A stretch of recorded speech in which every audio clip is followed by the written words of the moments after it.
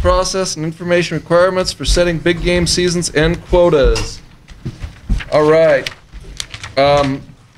It's come to my attention the commission wanted to see several items, and I'd like to ask the commission now if there's any items. What are we going to need? Pretty soon we're going to have seasons and quotas coming up. What are we going to need at this point in time? Go ahead, Mr. Lant. I've got some ideas on that, and this was some correspondence that we did at our August meeting in Fallon, where we talked about having science, and we need to, so we don't get challenged on some of our seasons. In the event of a challenge, we have to have good science because we want to make sure we're spending money wisely and pass the red face test. So what I think we need to do is when we come up with deer season, and I told Deputy Director Haskins this, that before we can make any decisions, we can't make any decisions until we see all the data, because I think we should be a data-based in our decision-making process. So I think that we have to see the when we set the seasons, I think we need to see the counts, the actual counts, what goes in the computer, the assumptions, because all population estimates contain assumptions as well as sampling errors and statistical variation. And I think we ought to see all the raw data that goes into that, and it's going to take a little more time, and that's not just for one area, that's for the areas that we're going to make decisions on. And we should see the raw data and the computer assumptions on that before we can set any seasons, if we're going to base on science at all. Because in the past, projects have been refused because of lack of science. And so I think that when we said deer season, that because I've heard from sportsmen out there, especially when you said doe season, that's the last I heard that says, how can you justify that doe season? And we never had any raw data, computer assumptions or anything, and we just did it. And I think that's not, I'd like to see the science behind before I make a decision. Okay, so just trying to go down those specific lists. We would like to see the population model and how it works. Very good, and all of the raw data involved. All right. Very good. You need to define what you mean by that. You actually want the survey sheets that they fill out in the air, that type of data. You want what level of? I mean, you say raw data. How many deer you count before you make any adjustment on it, And well, that's not raw data. That's compiled data. Okay, all right. What about the survey data? Do we want how close to the level of survey data would everybody be comfortable with? So you're talking about the data that goes into the model is what you want to see. They survey, they collect data. I want to see what you surveyed, I think. And if you surveyed 5 people or 5 deer and you expand it, I don't want to see the expand data. I want to see the raw data of what your actual count was. And then when you put in the computer, you make assumptions, and let's see what the assumptions are so we can interpret that a little bit. Well, let me. Okay, go ahead. When you put the compiled data into the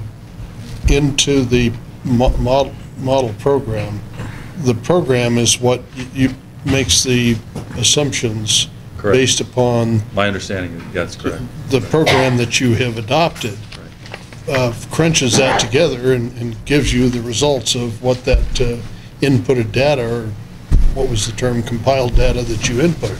Right. I think that's what we're looking for. So you want a presentation on the model? I think Mike has done that before. Yeah. Well, I think that's. And I'd like to see a presentation on the model, but a presentation on the model utilizing some of the real data that comes out. So if you could, and is there a specific area, a unit that somebody'd be interested in throwing out there? Maybe we could have it on unit number, have a unit number? Diamonds. 011. 014. 014. Oh, no. 144. That'd be the Diamond Mountains. No.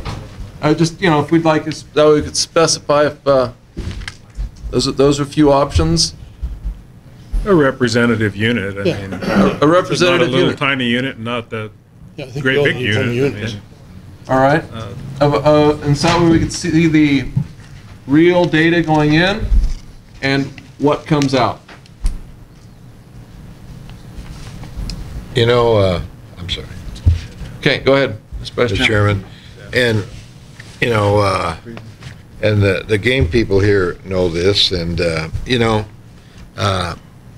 you can change algorithms to do anything you want. I'm not saying they are, but you can change algorithms. I'd like to see what their thought process in setting these seasons, because, you know, algorithms can be changed to predict probability of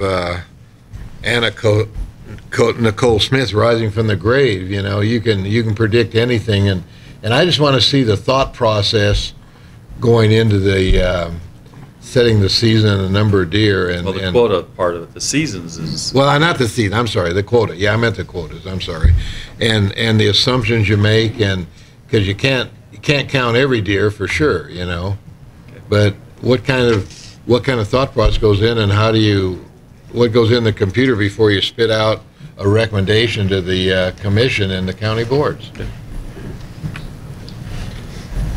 Okay, the process and information requirements. For setting seasons, I'd like to kind of, you know, what process, now, if you could kind of throw back to us, Mr. Haskins or one of your people, what process does staff go through to give recommendations for changes to seasons to the commission? Is that something you could summarize in brief for us? changes.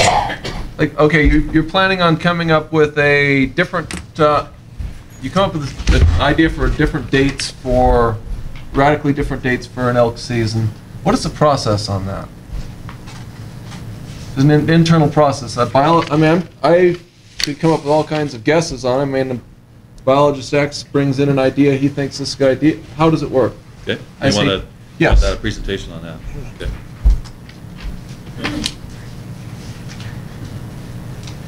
And, maybe even a real example. The last time there was significant change of a specific type unit. Those are probably better than a example of one, perhaps. Now, question came up about the data on this. How much of the, call it raw data or different steps that the data takes is available? I mean,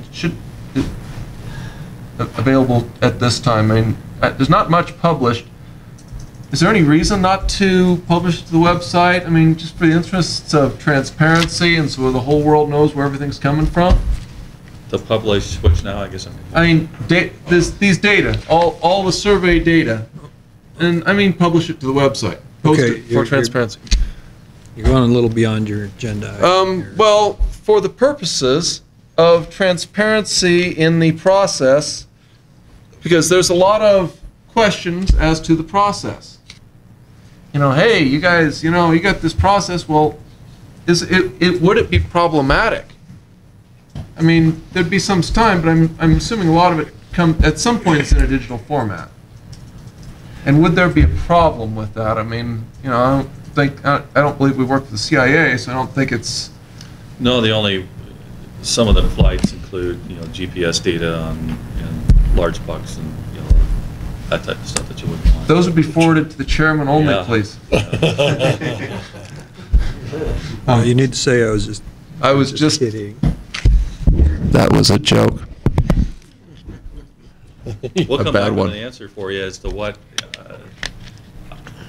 I don't think any of it. I understand what you're asking, and I don't see a problem. Okay. But I would need to understand at what point, what format, what data it is that we would put on them. But personally, I don't see a problem. All right. So, I'm just throwing out there, one of the best things that I have seen that, and I'll use the example of something different, but it directly correlate to this would be like, for instance, the tag draw. The openness of the format of the tag draw and the fact that anytime there's a question, the data just spills forth from systems consultants like a water fountain, shows the transparency of the organization and prevents all questioning of their process. And if we had a similar process in which our data was to the maximum level possible, simply posted to a page on the website, that might facilitate the same goodwill that we have seen. Some of the data is included in the Big Game Hunt book, which is provided to the public. So I guess I'm trying to figure out what, without dragging Larry up here right now, we'd have to figure out what data is there and what data beyond that you'd want to see. But we can have that discussion. Yeah, and like to the maximum level reasonably possible. You know, the first collation of the data, the first time it gets in a computer, that type of a deal. Not the adjusted stuff. Yeah, exactly. And that way, there any accusations or whatever, all the rumors and whatever, if it all goes away due to transparency.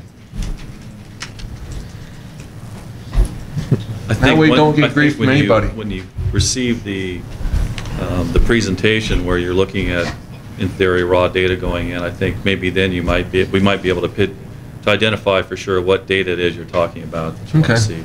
So. All right. That sounds excellent. I haven't violated too many laws. Nobody's hitting me in the arm. All right. Other commission members, are there any items that you, in the manner of process or information requirements that you would have beyond what we've seen in the past, that we'd like to see? I'd like to see my tag come up. Yeah, me too. I'm kidding. Well, actually, you shouldn't be kidding about that one. That's okay. As long as it's in a fair and open process, of which Mr. Seffernan generally, unfortunately, he proves to be fair every time, and it just bothers me. I've forgotten what they look like. I haven't seen one in so long. They still exist. Thank you. All right, so we done with this? Any further questions? I just got a question. Go ahead. You know, I listened to all this on this particular one, and then I go back and I look at, you know, I remember everything we did on Dr. Maxon's thing, and, you know, and I don't watch a lot of TV. You know, I every once in a while surf around and I see these conspiracy theorists, you know, shows, you know, on TV, and I'm wondering, you know, when I listen to all this, have we identified some problem out there, and you know, is there something going on with the Department of Wildlife, you know, in setting quotas that we have identified as a problem?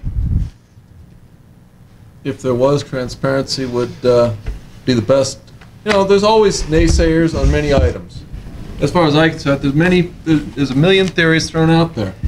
And the best tool that I have ever seen is maximum transparency to combat all of it. And being the fact that we do not work for the CIA and do not have what I would understand at this point in time is at least not tremendously sensitive information, there's no reason not to have it to the maximum possible extent out in the public, and that way it'd be really hard to come up with a conspiracy theory if it's, I mean, when you spill your guts all over the tape. I mean, when it's all there, it's all there. And why not? And, you know, and all the factors involved with it should be revealed at that time. All right.